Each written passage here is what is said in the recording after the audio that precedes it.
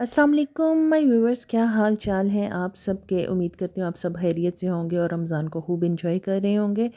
तो अगर जी दिन को रोज़ा हो और शाम को जी इफ्तार में ये ज़बरदस्त किस्म के बीफ चपली कबाब मिल जाएं तो मज़ा ही आ जाए। ये जितने मज़े के नज़र आ रहे हैं ये इतने ही टेस्टी बने थे। तो चलें जी इसको बनाना शुरू करते हैं, लेकिन इनको बनाने से पहले आप मेरी वीडियो को लाइक शेयर और मेरे चैनल को सब्सक्राइब ज़रूर कर लीजिएगा और बेल का आइकन ज़रूर दबाइएगा ताकि नई आने वाली। तो ये देखें जी, मैंने गोश्त का कीमा बना लिया था, तकरीबन 3 पाव कीमा था। और ये जो वाइट वाइट आपको नज़र आ रहा है तो मैंने उसी में जो है गोश्त के साथ प्याज को चॉपर में चॉप कर लिया था, क्योंकि अलग से ये सही से पिसता नहीं और बहुत ज़्यादा पानी छोड़ने लग जाता है। तो आपने जितना इसमें एक्स्ट्रा पानी होगा वो आपने निकाल लेना है। अच्छा, इसके बाद जी मैंने 1 टीस्पून इसमें लहसुन अदरक का पेस्ट किया और 4 टेबलस्पून मैंने कॉर्नफ्लोर ऐड किया। कॉर्नफ्लोर वो नहीं जो हम सूप में यूज़ करते हैं, बल्कि सही वाला जो ओरिजिनल वाला मकई का आटा होता है वो आपने इसकी बाइंडिंग के लिए यूज़ कर लेना है। इसके बाद जी मैंने 1 टेबलस्पून धनिया हाथों पे ही दरदरा सा पीस कर डाल दिया। 1 टीस्पून इसमें मैंने गरम मसाले का ऐड किया। 1 टीस्पून अजवाइन ऐड की और 1 टीस्पून ही मैंने ज़ीरा ऐड कर लिया। इसके बाद आपने इसमें एक अंडा शामिल कर लेना है इसकी बाइंडिंग के लिए।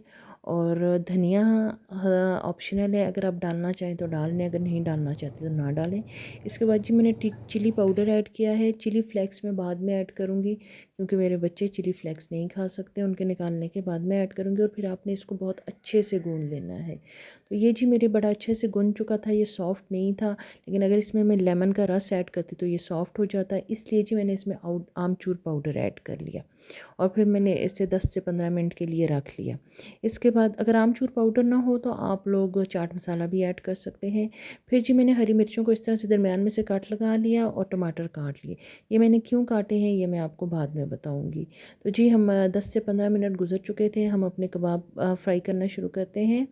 तो ये देखें जी, ये इस तरह से करके आपने इसकी टिक्कियाँ सी बना लेनी है और मीडियम ऑयल गरम करके आपने उसमें इनको फ्राई कर लेना है।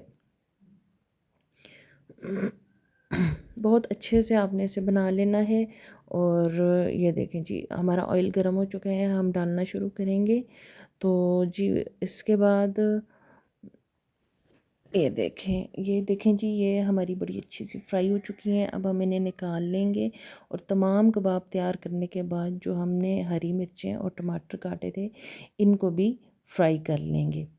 इनको फ्राई करने के बाद आपने जी इनके साथ आपने अपने कबाबों को गार्निश करना होता है।